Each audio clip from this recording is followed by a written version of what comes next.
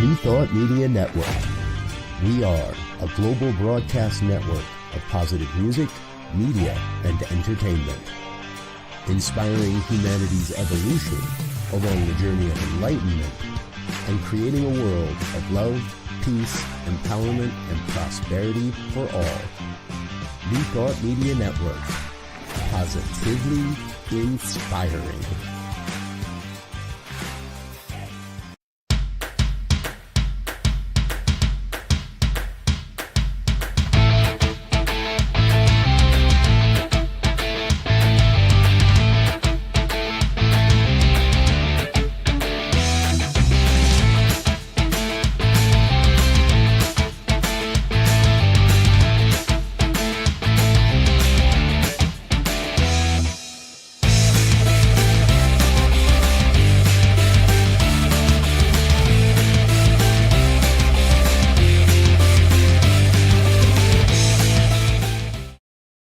Hello, hello, hello. We are here now, Rockin the Love.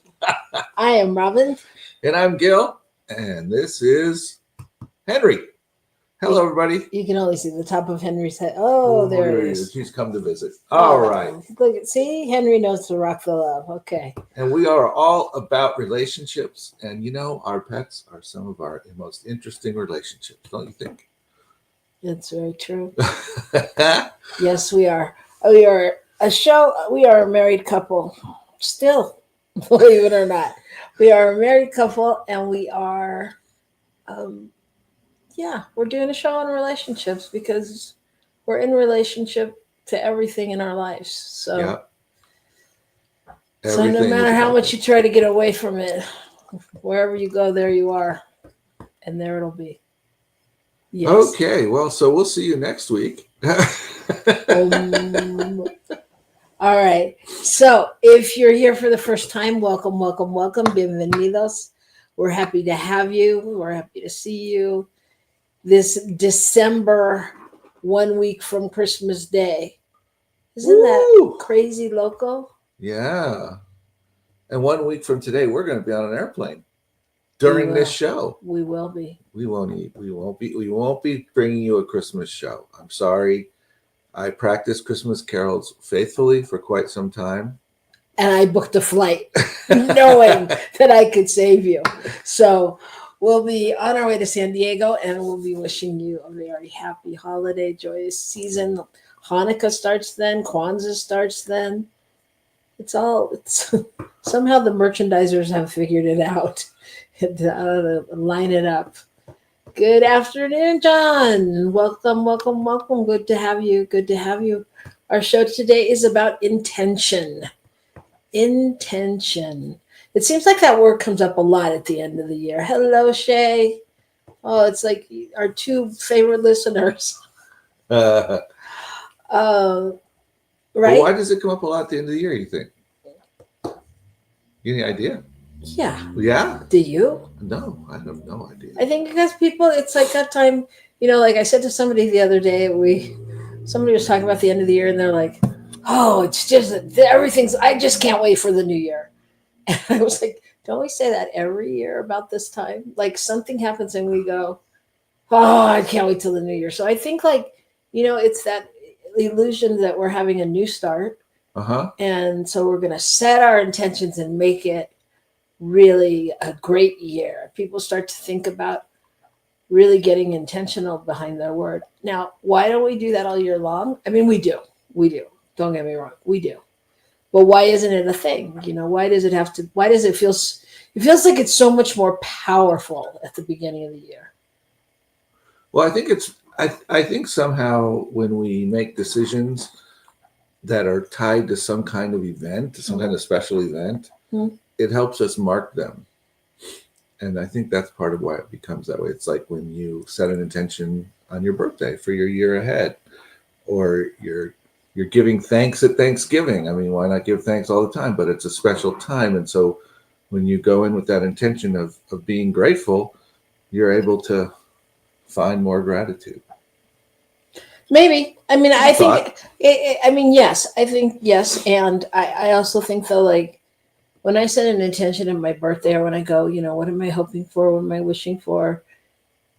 It feels a lot lighter than when you make, I don't do this, but if you make a list of things you want for the new year, because somehow that seems like you're ready to do it. And then, like, just like people with diets or exercise or any of those things, it's like then when it goes wrong, somehow it's just like, it's okay, moving on. You know what I mean? It's not like we go back. I mean, yes, we do, but you know what I mean? The big thing of it, it's we don't redo it like that. Yeah. Well, it's got to do too with whether we're setting an intention that we really want to follow through with, or whether we are making a decision we think we really should make, or those kinds of things, because that shifts the whole thing. If we really are going, okay, it's time to shift my life. This is my intention, or my intention is to be happy, or whatever it is, then the first time something shows up that challenges my happiness, if I go, forget it, this isn't going to work, I'm just going to go back to being unhappy. Well, then we haven't set much of an intention. Our intention was pretty weak, if you will. Because I think also, if we just set the intention, it tends to show up more, whatever it is we're looking for. Okay. And so that's what we're going to be talking about. But we're not supposed to be talking about it yet. That's okay. Darn. But it's just we were getting very into it there, which brings me to good news. Good or news. How's your week? Or how's your week or anything. something? Yeah. Okay. The week has been good. We have Henry, and we have a foster dog with us at the moment. And so this morning there was WWE wrestling happening on my bed, and it's really fun. But they've been doing well. We're tying up some things, getting ready to leave town next week, and I don't know. I think overall it's been a pretty good, productive week. I've enjoyed it. Okay. What about you? What's going on? I haven't seen you all week. Oh no, I have. That's right.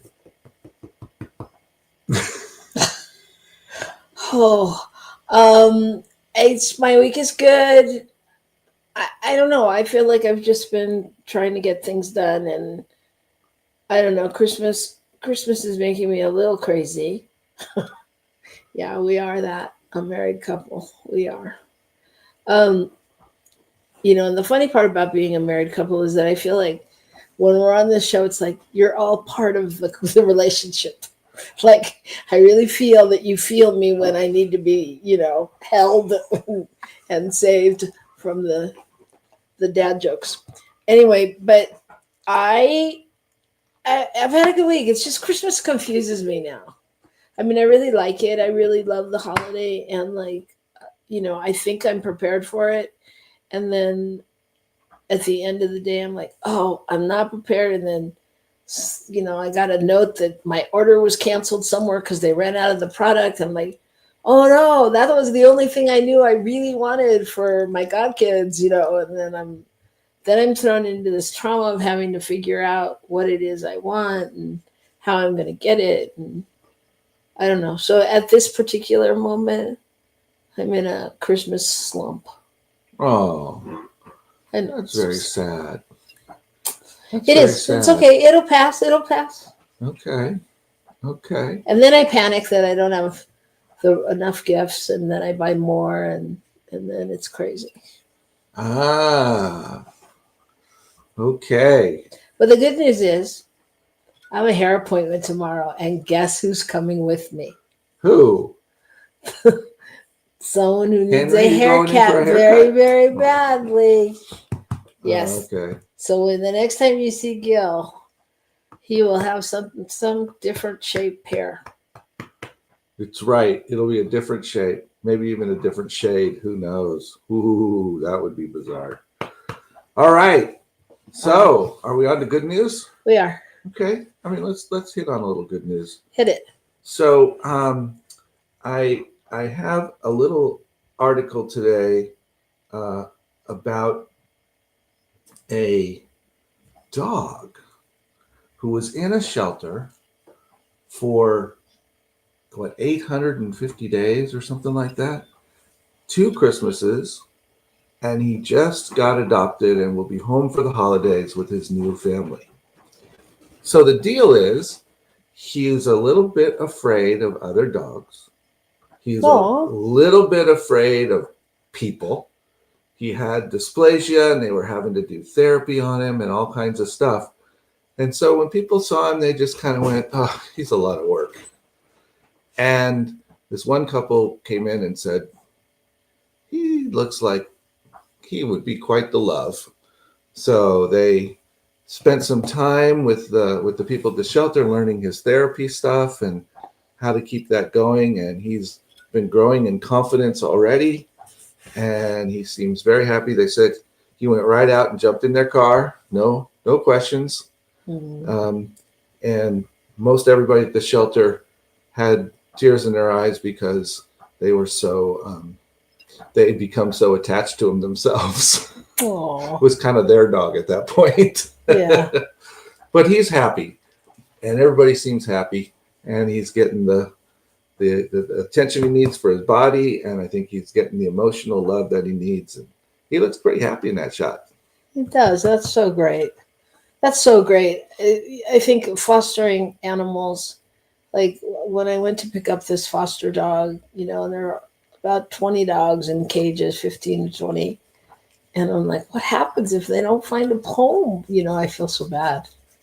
But I think that's so great. That's so great that the people were willing to do the work. Yeah. And I think that's probably going to be one of our intentions, is to have some acreage to have some extra dogs at some point. It works for me. Right by the horses. Uh-huh. All right. Well, my story is about Secret Santa. So a man named Larry Stewart, when he was younger, he lived in a small town in Mississippi, and he didn't know what he didn't have, right? Until he went to school and he found out that he lacked bathrooms and telephones and hot water and gas stoves and all the things that other kids have, because he lived with his grandparents and they didn't have that. But, he didn't know there was anything different about that. So as he grew up, he was confronted again with not having money, being impoverished, and living paycheck to paycheck. He lived in his car. He used to put his laundry on top of himself to keep himself hungry and to keep himself from starving. Sorry. And, did all the things that homeless people will do. And so one day he decided that he had gone a couple of days without a regular meal, and he went in to a diner, and he was so desperate. He sat down, he ordered, he didn't know how he was going to pay for it, but he ordered breakfast. And at the end of the meal, he started looking around on the floor, pretending like he'd lost his wallet, and people started helping him. The cook came out from the kitchen and started looking with him, and then suddenly they all stopped, and the cook handed him a $20 bill and said, "You must have dropped this." And he said he was just so grateful and so thankful, and that he just vowed that he would, when he had money, that he would never let people live like this, and set out to just keep that vow. So he went on, and when he became financially stable, he went into a place where a waitress was working, and he noticed that her coat was all tattered and worn, and and that she, that it couldn't have kept her warm, kind of thing. And so when he paid for his food, he knew that was the moment to start what he had vowed. And he gave her the money, and he just said, "Keep the change." And she had tears in her eyes, and she was shaking, and she was so excited. And she said, "You have no idea what this means to me." And he was like, "Yeah, I do." And so afterwards, he was just, inspired to keep going, and he just started giving money away, like $5, $10, different places, different people. And the more successful he became, the more money he gave away. And he actually he ended up giving like $1.4 million by the time, all of this was over. And he also worked, he would give things away anonymously as the Secret Santa, and he worked with social workers and the firefighters and police officers and all of these things to help give at Christmas. And he just never wanted people to beg for money or to have to get in line to apply for grants. And there's so many stories about how he saved people's homes and just being able to buy gifts for their kids and all of that. And then in 2006, after he'd been the Secret Santa for 20 years or so, he was diagnosed with terminal cancer. And at that point, he decided to go public and tell the newspaper and I guess a tabloid was about to reveal his identity. And so he thought he wanted to be the one to tell his story and inspire more Santas to take his place. So he set up a place for them to apply. And he got his wish that thousands of people visited his website and signed up to become Secret Santas. And based on the numbers of people who emailed the sites about their experiences and what had happened to them for Christmas, more Secret Santas signed up, and it was just like overwhelming. And then when he died, excuse me, in 2007, his successor was a Kansas businessman that took over for him and continues to lead this society of Secret Santas today. And they do all kinds of things and have all kinds of donations so that they can help firefighters and families in needs. And sorry. And and there's just all kinds of stories about sports stars and handing out money and participating with the organization. And that's my Secret Santa story. Wow. A lot of Secret Santa story there. It is, but it also reminds me that, there's so many of us that have been Secret Santas. Mm-hmm. In fact, we just shopped last night through Gil's center and the youth group for how much? We shopped for a whole bunch of gifts for how many families? 25 families, I think. There's 25 families, and each family, I think we're getting gifts for like 3 people or more. It's more than that, actually. It's like 50 families this year. So we were at Target shopping for all these families, getting their gifts off of little cards. So I just say that he just represents the consciousness of many, and the consciousness of giving, and that's also that spirit that we talked about a couple of weeks ago, that it's not just one day or one season. It's really about being present and being a gift all year round. So, well, I think it's really cool that he had the foresight to invite us into his process when he realized he wasn't going to be able to keep doing it.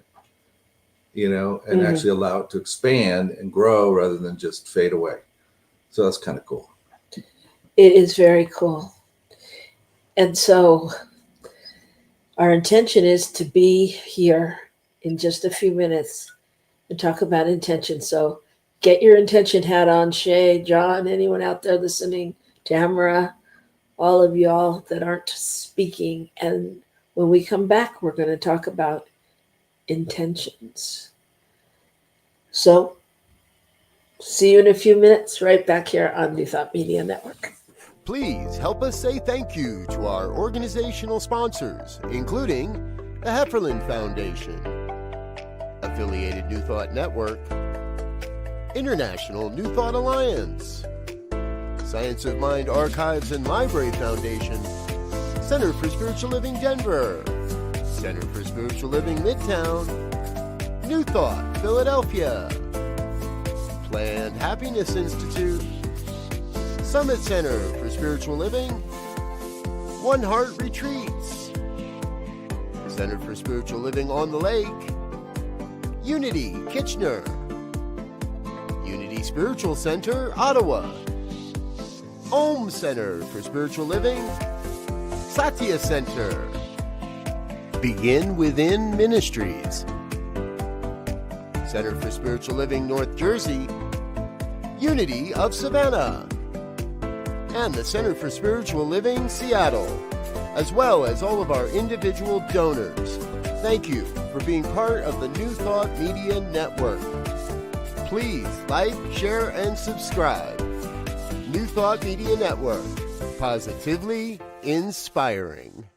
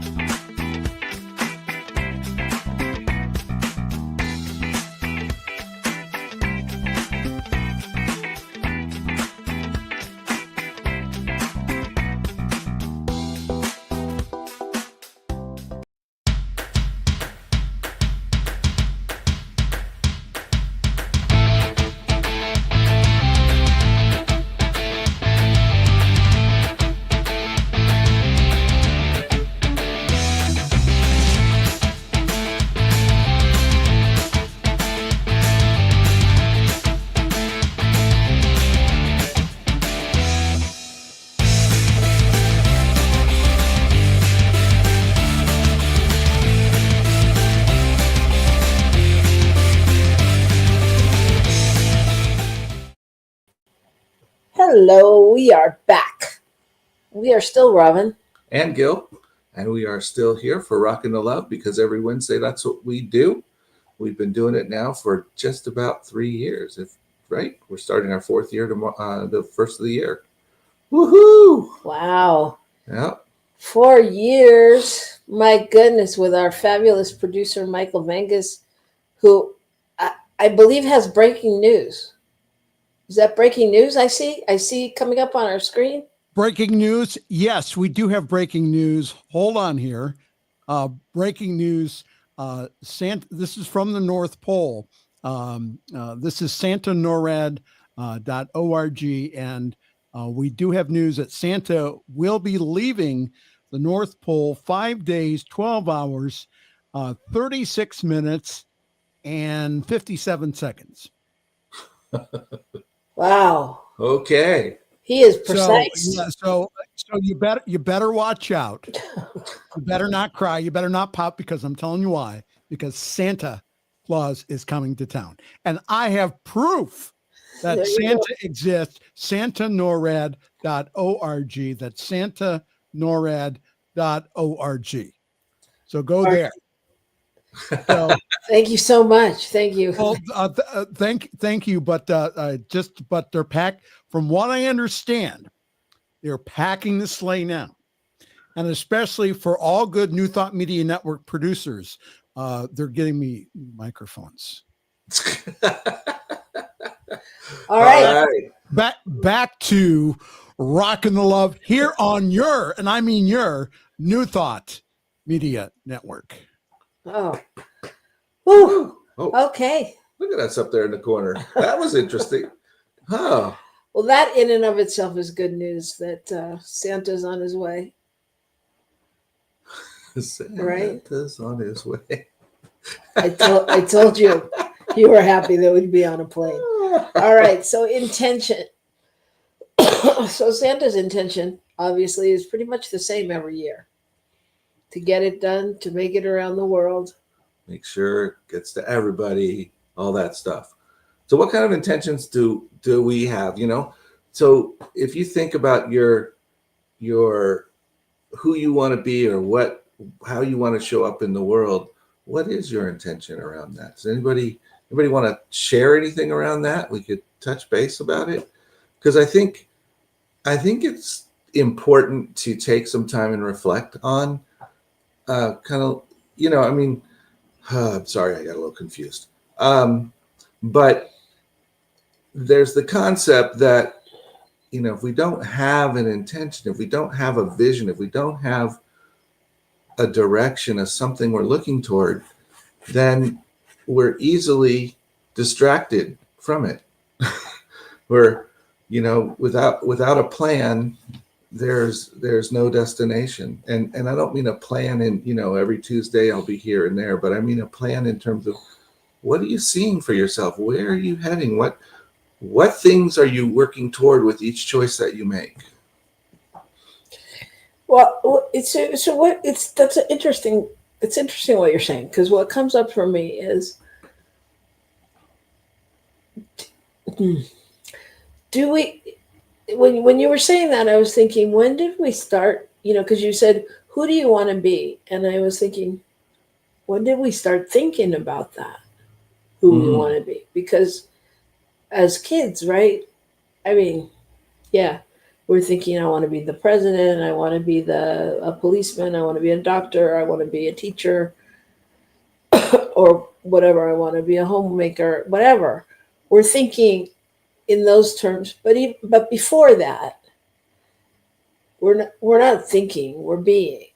And so it just made me think, like, you know, when you said, what's your intention? Because now we do, or I'll speak for myself, I do. I think about, yeah, I do. I want to be intentional in who I am. I want to be loving. I want to be giving. I want to be in integrity. I want to be, you know, equitable and all those things. But I would bet that I was all those things before I wanted to be them. Okay. That's very interesting. Don't make those noises. So I don't know. I'm just. No, I think that's a really interesting perspective, because yes, that's true. And that's the what's the word I want? I'm thinking juxtaposition, but that's not quite it. That's the conundrum. That's the part that the paradox is that while we are all of that, we're constantly discovering how to be it. Right? So, you know, it's not about discovering how to get it, how to make it, how to do it. It's about setting our intentions of who we will be by allowing that to show up. I think for myself, it's more about not blocking it, not doing stuff that takes me out of that picture, that causes me to feel shame or guilt or whatever it is, that then I don't participate in my life in the same way. And it just sort of is it's a ski slope, and it just keeps going until you hit the bottom. Meanwhile, you never make it any closer to the top. You know, you never make it any closer to what your goal is. So I think that's a very interesting thing. Shay says, I would really appreciate having some neutrality around the family. So neutrality within yourself around the family, I'm guessing you mean. Yeah, that's a great intention. An intention like that, I mean, to me, that would mean I would have to set aside certain judgments and assumptions and those kinds of things. And expectations. And expectations. And I think, as you say that, Shay, I think that's really one of the things that's on my intention list, is to shift shift my relationship to relationships in my family, if that makes sense. I realize that I can't shift anyone else, but I can show up in a way that I feel is in integrity, etc., and shift that. And so thank you for that. Yeah, I think for me that having that perspective and is really, in some ways, it's about becoming the witness, becoming the observer, Like when I can just observe, and assess the situation and observe it, and really let it land with me how it's going, because there are those times when if I can stay quiet, and not react, and I'm watching, when I can assess the situation and go, this is batshit crazy, Mm-hmm. And be able to go and assess my part in it and whatever, or not in it, and go, okay, if I'm really not in it, then I'm able to go observe my family or my people and be like, okay, this is a pattern. This been there a long time. This is that, whatever my armchair analysis Psychological is. analysis is. But but I'm able to separate in some way and kind of excuse myself from the situation, be able to go, yeah, that's not the way I do it. That's not the way I want to do it. That's not the way I'm going to do it anymore. If I did this before, I get it, and I'm not participating in this, and whatever piece of that. So what would you say the intention is that you would set, perhaps, that would encourage yourself to be in that direction? What would the intended outcome for you be? I mean, you're intending to be what in that situation? For me, Yeah, for you. it would be to love deeper. Okay. For someone else, I think that it could be more. It could be that, but it could also see it being more technical in some ways. You know what I mean? Like more about to observe, Mm-hmm. to not react, to. Well, yeah, and I think those are almost like steps. I mean, if you can get to the place, like you said, to love deeper, if that's the intention, then all those other pieces fall into it, right? And if we try to find what all those little pieces are, then that may be more difficult in terms of having an intention, because things will come up that don't fit the intention, and we won't necessarily figure out how to work with them. Yeah,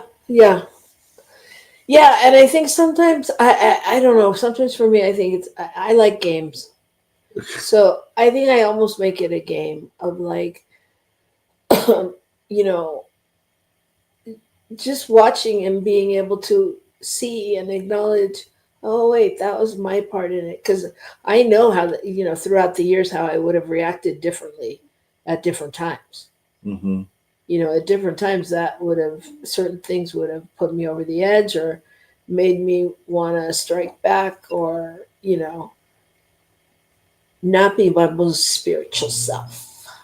Mm-hmm. Mm-hmm. Yeah, Shay says, always aspiring to be Christ and Buddha consciousness. Mm-hmm. Yes, and I'm going to say, like, even just bringing it down to, sorry, to this level, because Shay, I'm going to use you as an example, because what we know about you, just based on what you've told us throughout numerous years of shows, is how much work you've done, how loving you are, how able you are to hold space for people, and be the healer that you are. And I think when we have those kind of qualities, it's a beautiful thing. Sometimes the family can make them all go out the window because they know those trigger points, and so it's like, can you breathe into being your true self, which is the Buddha and the Christ consciousness? But can you lean into it and really know and anchor, wow, I am more than this. Whatever the situation is, I am more than this. And yeah, that's all I got. Mm-hmm. Mm-hmm. I'm thinking about like friends that have told me about when they went home for Thanksgiving, and someone told me yesterday too about a situation where they're letting go of their family because for numerous reasons, but one being that, one of their nephews came in a MAGA hat, and they were all so excited and couldn't wait to just flaunt it in front of her who didn't vote that way. But it's not even the thing, it's the consciousness and that hurtfulness, that pain, and pushing on someone else's pain point. And I think it's moving into that and really letting go of that, going, yeah, I don't need to do this way. Right. And I kind of sense that, when Shay says that about the Christ and Buddha consciousness, it's that idea of showing up with that full loving heart, and knowing the truth that I am more than this.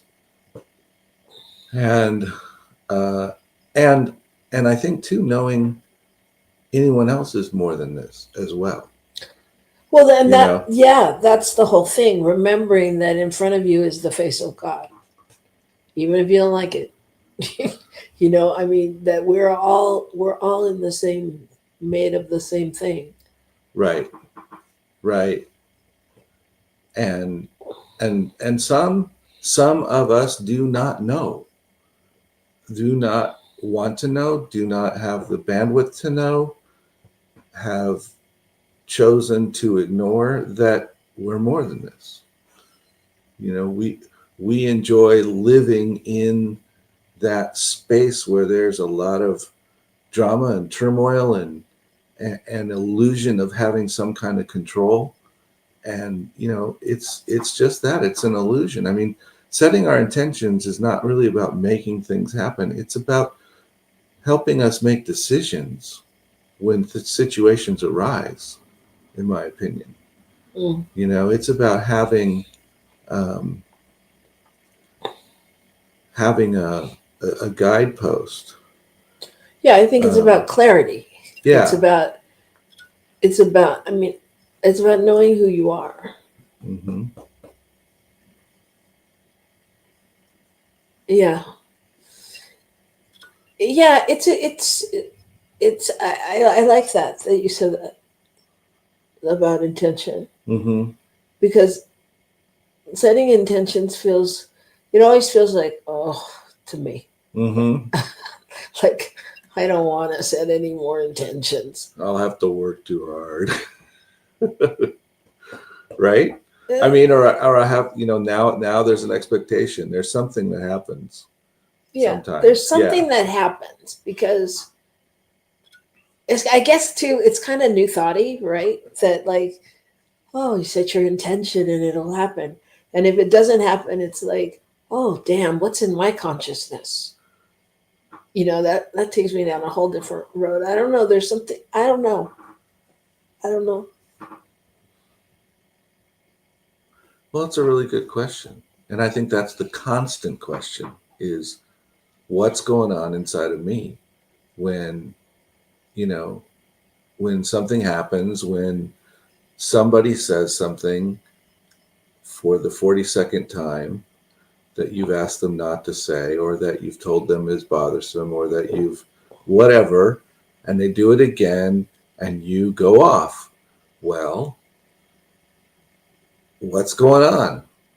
You know, what now? That's my opportunity to look at what's going on, because my intention is still to be loving and to find a way to support other people in their process, and to love people into their best selves and all that kind of stuff. But wow, you know, sometimes I go, I'm not sure that helped.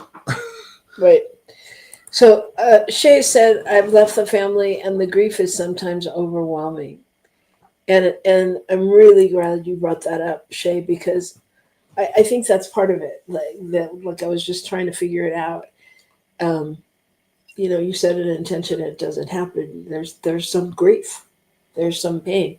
But the grief is so important and so real. And I think a lot of times in this teaching, we can spiritually bypass it. We can go over it. We can go, you know, people want to tell you it's all good. You're going to see it's for your good. It's healthier. It's better. That's all great and all may be true. And it doesn't mean that we don't need to grieve and feel that pain. And again, I was with a client yesterday too, who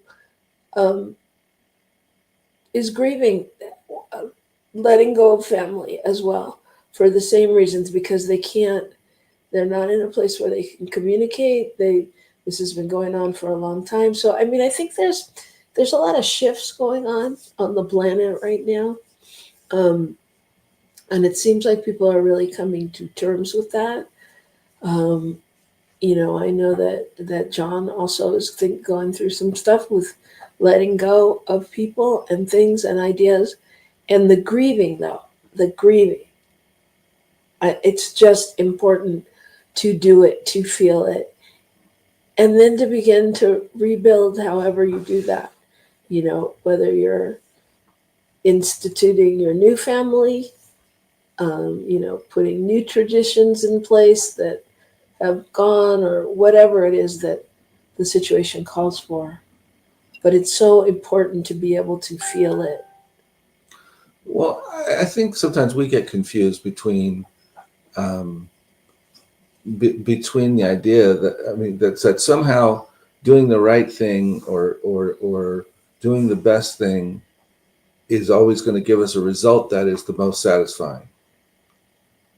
You know, and if the intention is to show up in love, to be the most loving thing, it may well be to step away from the relationship, to no longer sit in a particular situation and laugh at somebody's jokes that are inappropriate, or you know, that's just a silly example, but you know, it may do much. It may be a much better choice to offer some kind of input into that by removing yourself. I mean, that's the input you're providing. You're providing a love that I love you enough to let you find your way out of this, you know, or to let you know it doesn't work for me, it's not acceptable, or whatever it is, right? And so the intention being, I'm going to be loving, I'm going to be honest, I'm going to be authentic, means that some other things are going to get butted up against, and it's not every time going to be like, being authentic is really fun, you know. Everything comes out so nicely in the wash. Yeah, I mean, which is another good point, that our intention, if our intention is to be authentic or to be whatever, it may not, we may live into that, but that may not feel the way that we thought it was going to feel. Or hoped it was going to feel. Mm-hmm. Yeah. Yeah. And sometimes it will, you know, and hopefully more than not it will, but it doesn't mean we're not going to run up against those situations where there's some real process to walk through it, and yet knowing along the way that this is what needs to be. This is the best way that I can show up in love. This is the best way that I can be authentic at this time, you know. Mm-hmm. And then sometimes when we realize we haven't been or whatever, we either need to repair it or just, you know, forgive ourselves and go, well, I didn't quite live up to what I'd hoped to there, but what I learned is this really triggers me. or whatever it is. And I have to figure out what to do when those kinds of things are going on. Yeah, it's a tricky journey. It's a tricky journey, but and I think that, again, in New Thought a lot, we get stuck in this place of, I don't know, like, it's your birthday. What's your intention for the year? What are you claiming for yourself? What are you gonna, and I don't know that we always know. Well, yeah, certainly we don't always know, but we also don't always even have a clue what that would really look like. Like if my intention is to be to receive more love in my life. I don't know what that's going to mean. I don't know what that's going to look like. And if I'm really going to hold that intention, then I have to be open to what's possible. I have to be open to what's coming into my life. I can't write out the list of all the things that won't work and check them off as each situation arises where love is flowing into my life, but I'm saying no. What do you think? I don't know. I don't know. I mean, I'm just thinking about intentions. I'm just thinking like how we use them and have they become jargon, in some way, just being able to say, what's your intention, So Shay says, I spiritually bypassed. Okay, okay, you win. I spiritually bypassed for 7 years along with all the denial and repression techniques, and now I'm experiencing the effects of that. I forgive myself and the spiritual teacher 70 times. Mm-hmm. Well, that's another key that crossed through my mind, and then I forgot. Thank you so much, Shay, for being in my head, digging out these things. But I think that, again, at this time, especially, I mean, always, and at this time of the holidays when we have heightened awareness and sensitivity to things, forgiveness is a key thing, and not only forgiveness of yourself, but of your family and, the people that you love and the people that you love that you haven't talked to and people that aren't in your life and aren't going to be in your life, but you loved them at one time. And, all of those things, I think that forgiveness plays a major part in really being able to achieve your intentions. Yeah. Well, we can't, I mean, I think we can't really move forward. There's a lot of places in our lives where you can't move forward unless you let go of whatever it is that you're dragging along with you.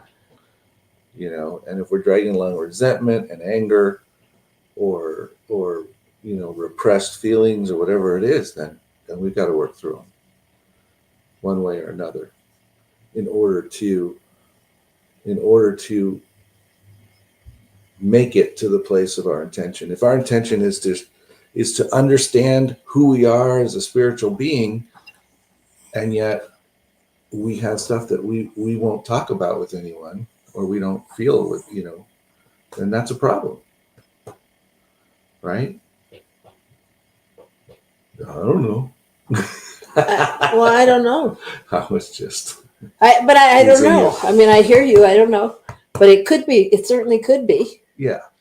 I mean, yeah, sure. The way that we handle things certainly could be challenging. Mm.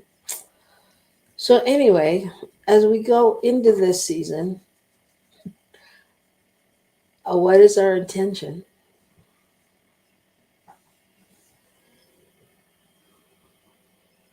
I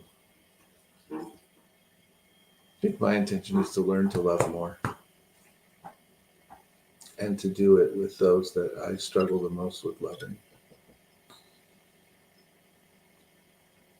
I think that, I've learned to love more in a lot of general ways. But I think in terms of some family and some other stuff, I haven't. I don't want to deal with it. Yeah. And I haven't wanted to. And it's time. My intention is to let go of the excuses, of the reasons why. Well, and that's kind of the thing that I was speaking about with my client was the whys are so much different at this stage of the game. It's not, I think that we go through stages of because I want to have this relationship and I want to be there and I want to do this and I want to do that. And then after various situations, the whys change. And at some point, it just becomes about you / us / anybody just trying to get clear and clean for themselves. You know what I'm saying? Mm-hmm. Because at the end of the day, you can't control what they do or what happens next. And it may never look the way that, it will never look the way that we thought it would or could Right. have, or, and so it's like to align with the new and not know what it is on some level. Well, I think we have to allow for the fact that so often it could be better than we ever imagined or ever thought. And I think sometimes we get so hung up on trying to get back to something or our intention is to just, to see it in some certain way that we can't even see the possibility of something else that would be different, better, more productive for ourselves or others, the whole thing. Right. Because we've already decided what it should look like. And I think that's the thing, for me is my intention is to invite what's possible, not to try to create what I think should happen. There you go, Shay. That's perfect. Invite what's possible. Yeah, invite what's possible. Can I come? You want to go too? Just checking. Yeah. Yeah, and I like that. So anyway, yeah. So the intention for me for I would like world peace. Mm-hmm. And just to keep striving towards that goal and God bless everybody. God bless these shooters and people that are in so much pain. Can I ask you a question? I guess so. When you want world peace, for instance, and whatever. So, what's your intention for you around that?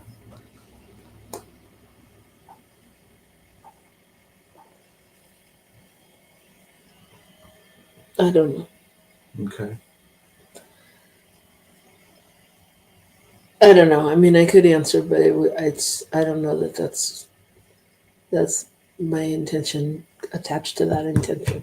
Well, all I was trying to say was I think sometimes we think it's out there. It's out there, and so if I want world peace, what's my intention for myself?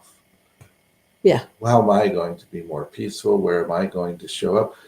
Am I going to be more politically involved in order to support that in the world? Am I going, what is it?